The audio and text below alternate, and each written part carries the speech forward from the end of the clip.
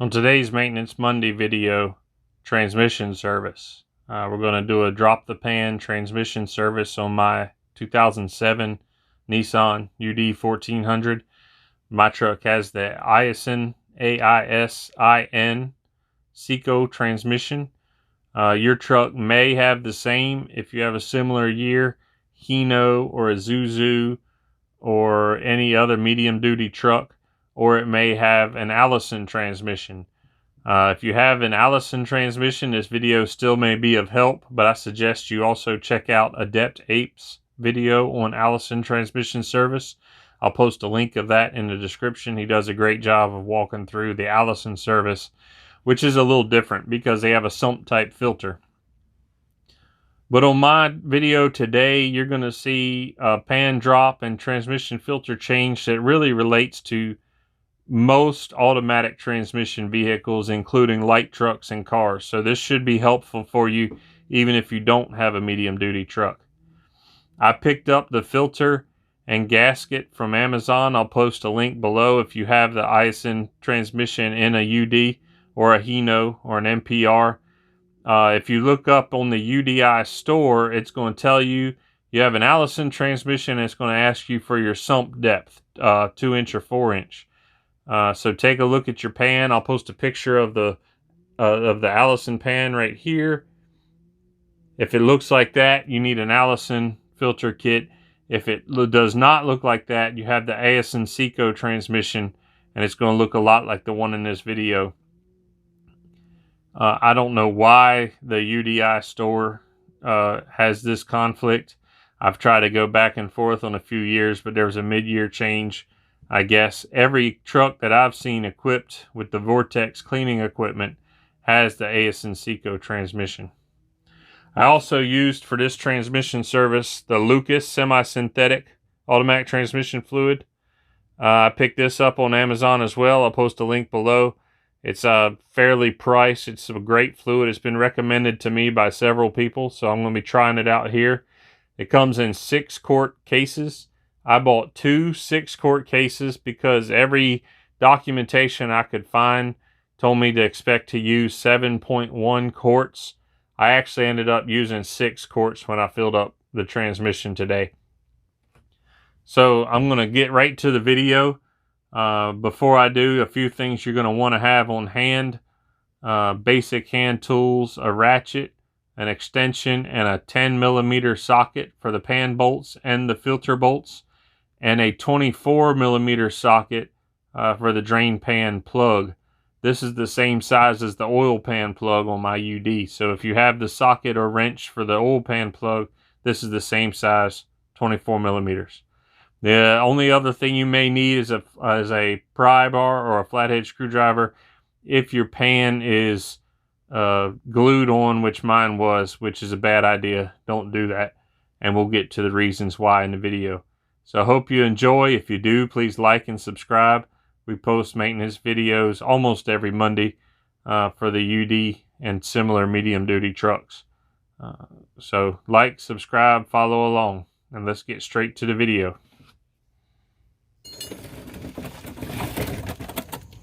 So here I'm pulling out the plug for the transmission 24mm wrench. It's pretty tight. There's really no reason for it to be this tight. I didn't service this transmission last, but it is what it is. Once you crack it loose with the wrench or the socket, it should be hand tight the rest of the way. And once it starts to drain, you'll probably make a little bit of a mess. But then just let it drain. The longer the better. I actually going to leave here in a minute and just walk away for a little while. But the video will continue.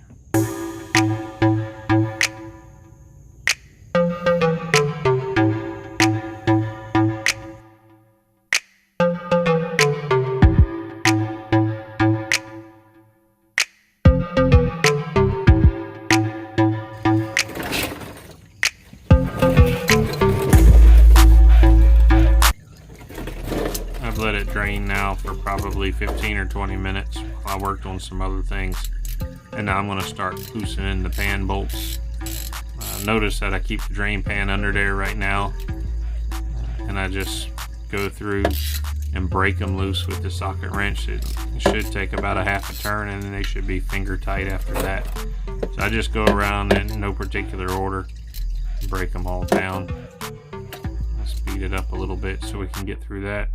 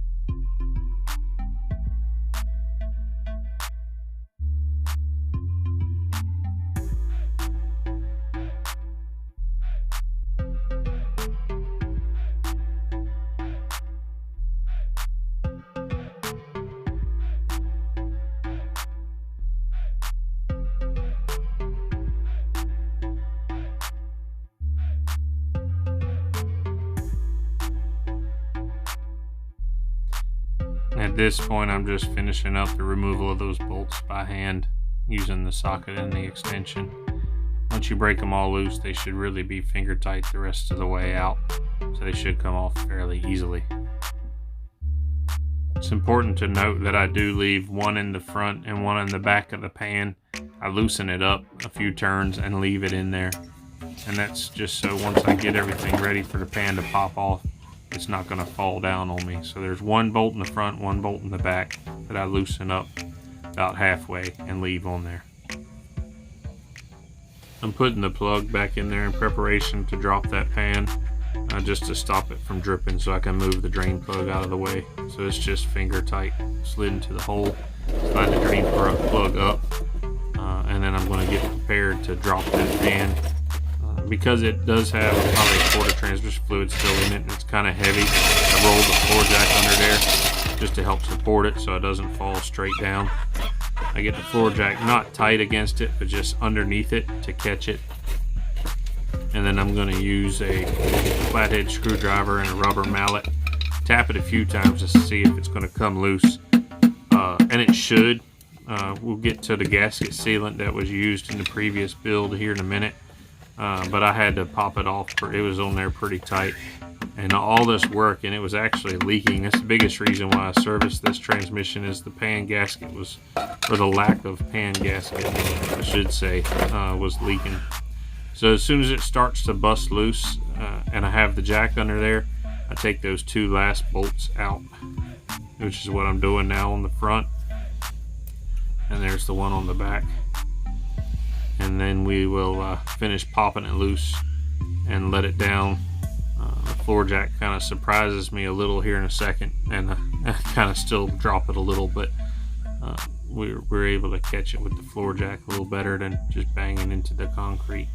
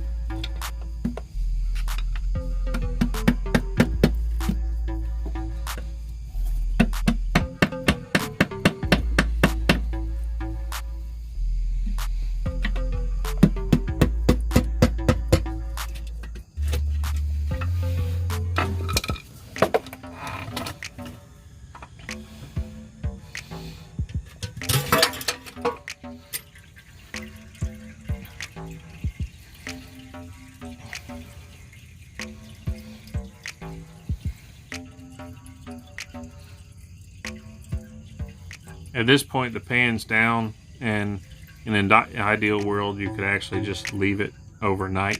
It's going to continue to drip and drip and drip. But as it is, I left it for about 45 minutes to an hour before I start taking the filter off. I slide them back and forth just to make some room, get the jack out of the way. But I end up just leaving the transmission pan right underneath it until I get ready to clean it out. So I get the floor jack out of the way, slide the pan back under, and then go grab some lunch or something.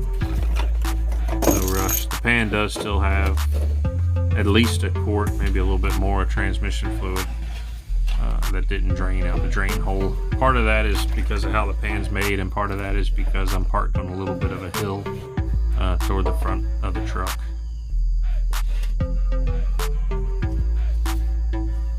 So here we've let it drain for a few hours. I'm going to bust the filter loose. This filter in particular has 4 bolts with a 10mm head, and they are 2 different lengths. There's 2 short ones and 2 long ones. Make sure you lay them out and put them back in the same place where they came from. In the case of this Aisin transmission, the long ones are toward the rear of the truck, and the short ones are toward the front of the truck. But yours may not be the same depending on your transmission, so just pay attention to those bolts. A lot of light duty transmissions in trucks or cars will have just 1 bolt holding the filter up, and the filter will have kind of a neck. This one has kind of a flat gasket, and you also got to make sure that the whole flat gasket, or if it's got a neck, the whole old O-ring seal is completely removed and out of the way before you try to shove the new filter on there. Now, I'm not exactly sure the physics behind this, but as soon as you loosen that second bolt, it's going to start draining again like crazy. I'm not exactly sure why that is, but we're just going to get those 4 bolts out, and then we'll go back to putting the new filter on. We're just going to snug those up very lightly by hand all the way across. First the front 2 that seal the gasket, and yeah, that just happened. I dropped my socket and my ratchet, or socket and extension, right into the pan that's full of nasty used transmission fluid. So I gotta get that wiped off. At least I don't have to worry about rust, I think, on that right now. Let's move the pan a little bit out of the way so that doesn't happen again. That transmission fluid is slippery. But we're just getting all those lined up. Just finger tight, making sure that the gasket is sitting flush and flat and square with where it needs to be. And then we'll put the ratchet on it for just a 1/4 turn past finger tight. You don't want them there's no real reason for them to be excessively tight.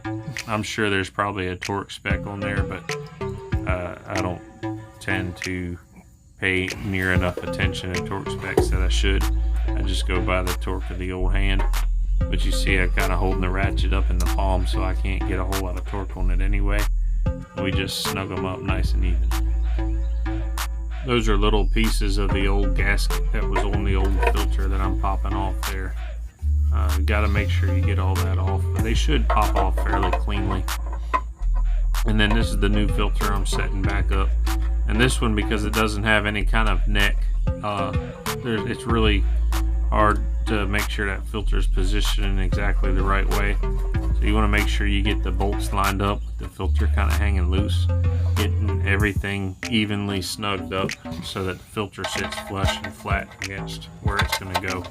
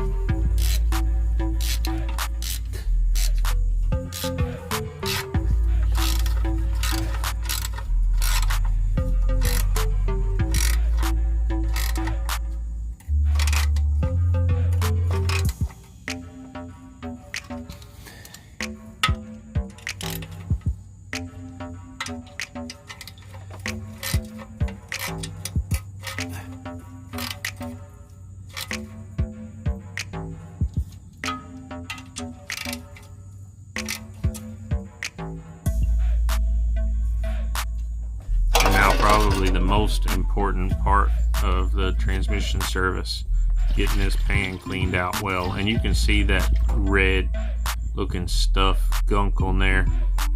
Please don't do that. There's really not very many gasket materials that are suitable for transmission fluid, and whatever the prior person servicing this used on here was not appropriate, and it broke down, and the pan had several leaks and the bolts wouldn't stay tight. But it's hard as a rock, and I actually have to use a couple of different tools to get it cleaned off. So I bring out a little surface prep disc. This is a little maroon colored disc. First I'm going to spray it down with carb cleaner to get a majority of that gunk out of there. I'm just draining it into the oil pan. It's hard to see because I got it sitting on my bumper, but the oil drain pan is below there. Just flush all that stuff out. This is a good time also to look for a lot of excessive metal shavings in your transmission. I wasn't super happy about the amount of metal shavings I saw in there, but there's always going to be some. That's why they put magnets in the pan, is to catch any that do wear over time. There should be, in this particular pan, there's 4 magnets, 1 in each corner, and then the drain plug is also magnetic. So let's get that cleaned up with a carb cleaner, and then let it drain a little bit longer, and then I'm going to go get the surface conditioner disc and start working on that gasket.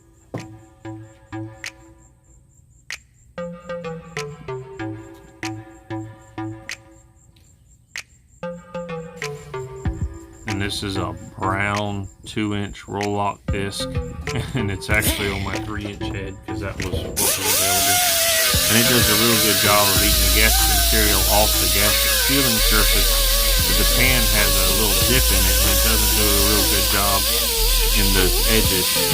So I actually, when I get done with this, I'm going to actually go get a wire brush.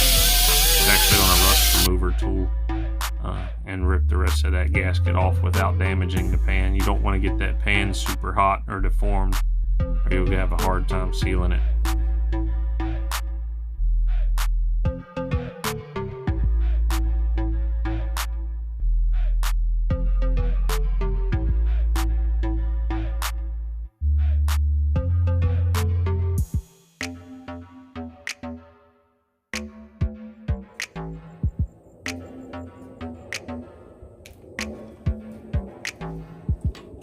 And this is my wire brush attachment on my rust removal tool. This tool has 2 heads. It has this, and it has an eraser wheel for decals and stuff. And I just have this left over from my old body shopping days, but it works real well on gasket removal and rust removal. And it gets down in those corners. And at that point, my gimbal dies. So we get the pan back after. After I cleaned it out, I used purple power and a big wash tub and just washed it out real well. And here I'm getting ready to put the gasket on. I like to use this Permatex gasket adhesive just to position the gasket to get the pan in place. You really don't want to use anything in an attempt to help that gasket seal, because the transmission fluid is going to eat it up anyway. So it's going to end up leaving a void in the gasket. It's going to not work. So don't use any kind of silicone gasket maker. Don't use any RTV. This is just a high-tack adhesive that will hold the gasket in place. And I'm brushing it on super thin because I don't want it sealing. I just want it holding. And then when I position the gasket down, if I screw it up, then I can peel it off and move it and put it back. But this will allow you to put the pan up into place without keeping the gasket all over the place along the way.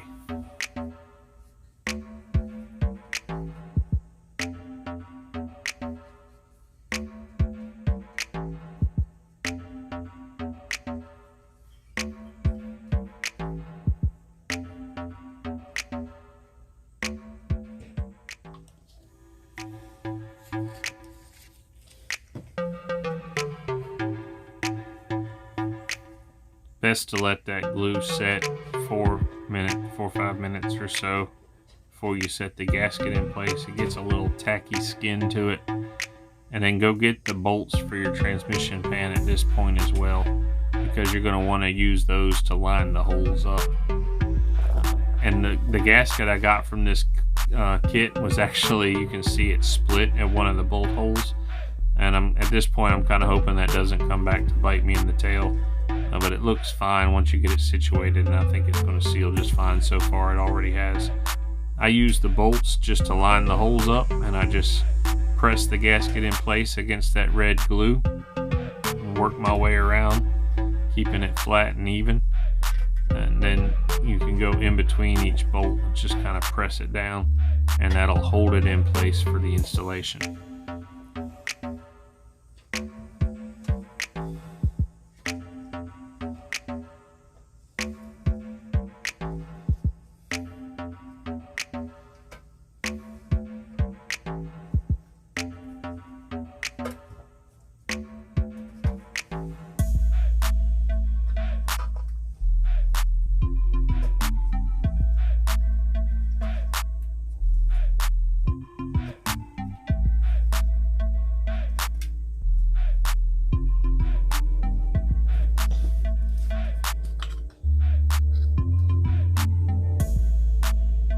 At the gasket split, I do take just a little bit extra of the adhesive and put it in that split so I can hold that split together while the gasket's positioned. I don't want that side to kick out on me during the reinstallation.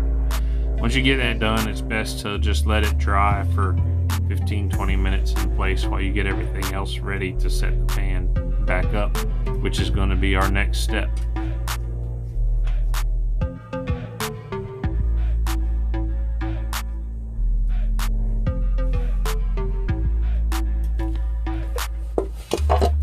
Normally on the transmission side, wiping down that gasket sealant surface is all you'd have to do. Of course on mine, I got a little bit of that red glue in different places, so I'm going to have to take my razor blade scraper and gently scrape that off. You want to make sure you don't nick the casting of the transmission. That could lead to any future gasket sealing issues. But I use just a plain single edge razor blade scraper to take off that rubber. There's no need to dig down all deep in there, because where it's stuck is actually not the gasket sealing surface of the pan. It's on the edges where it was a little bit heavier.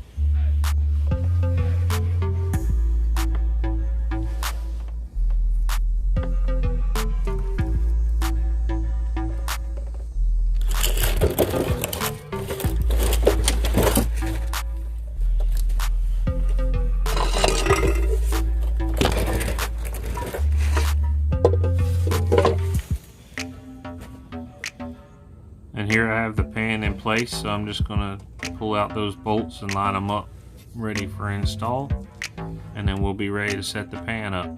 The best way I've found to put this up is just muscle it up there. It's not super heavy now that you got all the fluid out, so you can normally just palm it in one hand. You got to make sure you line up that transmission dipstick tube and make sure that goes into place when you're sliding it up.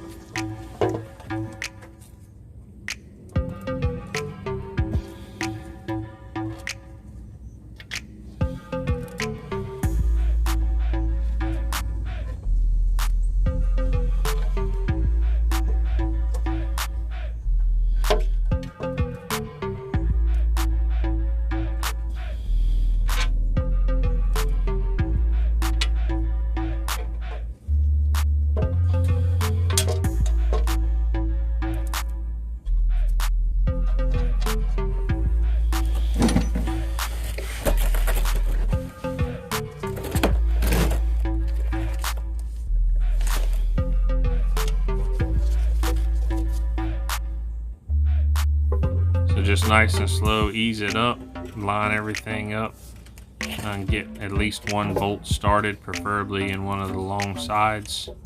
And I'm going to have to get a bolt started and then give it a whack to get that dipstick tube into place. Just be very careful at this point that your gasket doesn't move. Just keep an eye on that. If you glued it down with the appropriate glue, it should stay in place long enough. To get it lined up, give it a whack on the dipstick tube, and then everything should line up to put a bolt or two in it.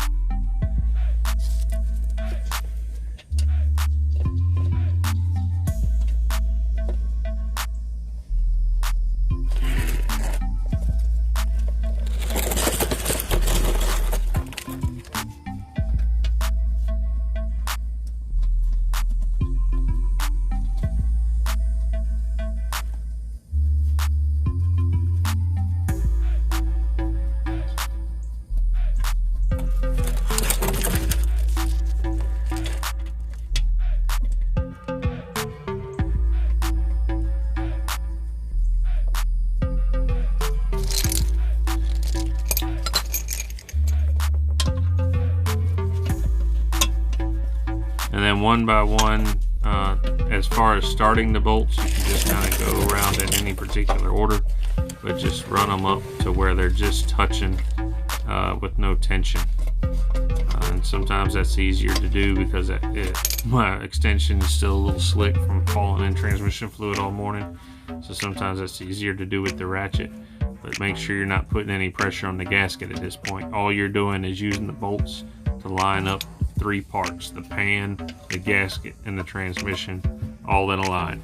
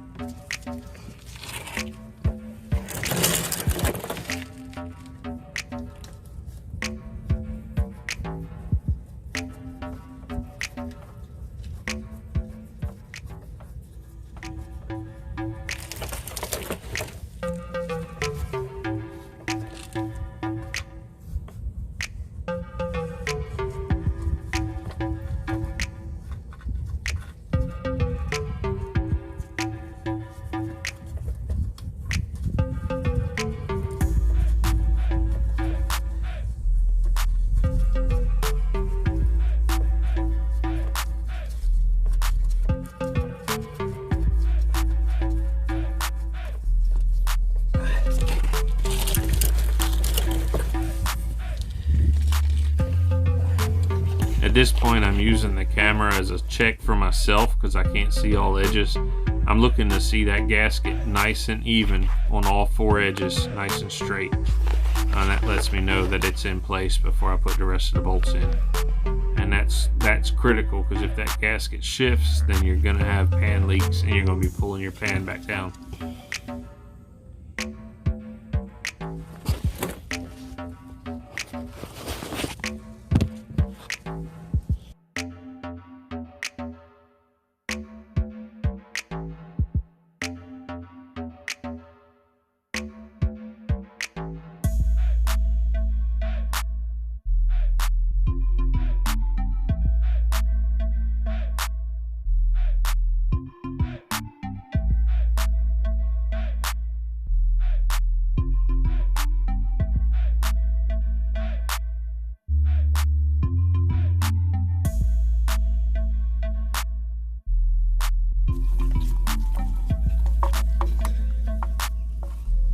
I don't know if there's any science to tightening pan bolts, but I like to start from the inside of the long side and work my way out across and back and across and back once I start tightening the bolts. So we'll kick it into hyperdrive here in a minute and get all those bolts snugged up. I go around and snug them up flat to the gasket sealant surface, and then I go back around and start to torque them down. And it doesn't take a lot of torque on these either. Let the gasket do the work. You just want to snug them up. Once again, I'm sure there's a torque spec for it, but on external parts, gasket sealed parts, I normally just play it by ear and experience on my hand. And I've never had one leak before, so it must work. But we're just snuggling up in kind of that X pattern to make sure everything's nice and even across the gasket.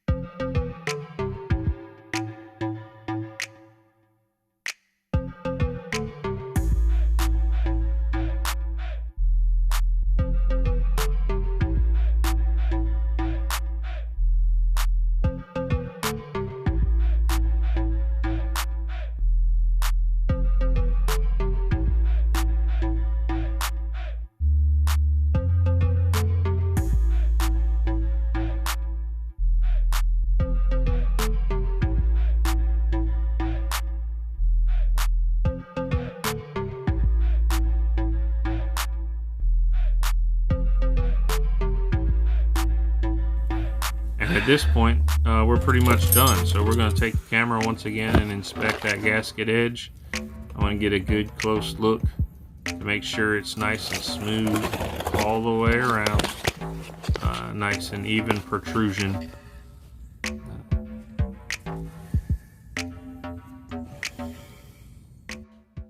So in the live video, I don't show the adding of the transmission fluid or checking the transmission fluid. I'm going to make an assumption that most of you know how to do that.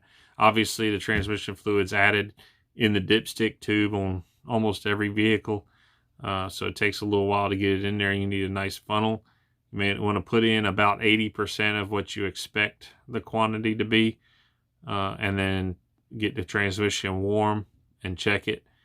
And then what I like to do personally is I check it warm right there, and then I like to drive it for 10 or 15 miles to get everything up to operating temperature, and then check it again. And of course, slide under there at that point and check for any leaks around the pan and make sure you don't have any leaks. Make sure the fluid's topped off, and then you're ready to go back to work. This service was for me 95,000 miles, so I consider this my 100,000 mile service. I'm probably going to drain and refill in another 10-15,000 miles. I'd like to flush the transmission cooler lines at that time, but I won't be replacing the filter at that time. And I think a filter replacement is probably a 50,000 mile deal on my truck. I like to do it fairly often, just because we run the PTO so much, so miles aren't exactly the best predictor. So I hope you enjoyed watching this transmission service on this 2007 UD. I hope it helps you out with your medium duty truck as well. Make sure you like and subscribe. If there's any maintenance tips or tricks or services that you'd like to see, then let me know below in the comments. Thanks for watching.